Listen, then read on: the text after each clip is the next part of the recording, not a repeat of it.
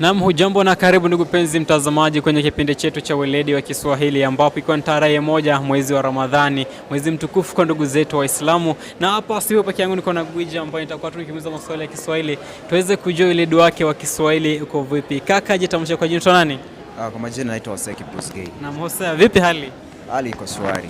Mbona kijibaridi ama nini? Mvua na Nairobi. Lugha ya Kiswahili unaifahamu vipi? Lugha ya Kiswahili tunaendelea kujifunza. Hatuwezi tukasema kwamba tuko sawa kabisa na. Uko fiti?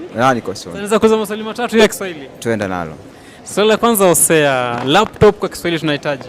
Laptop, kipakatalishi. Kipakatalishi. Naam. Swali la pili. Yes. Uko ready? Niko tayari. SIM card kwa Kiswahili tunahitaji? Laini. Laini. Laini.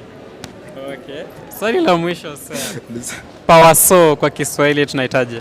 Pass. Yes, sijui. Tujaribu, labda unajua. Power saw. Ujui?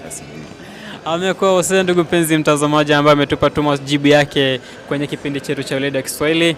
Kama unajibu lolote, weka pale kwenye comment section. Unaweza tupata kwenye TikTok @mzamil_media, pale YouTube ni Mzamil TV. Uweze kusubscribe, uweze kufollow ili uwe miongoni mwetu. Kutoka hapa sina la ziada. Nimekuwa wako Mzamil bin Rashid, kijana katavu asiyekuwa na bwete.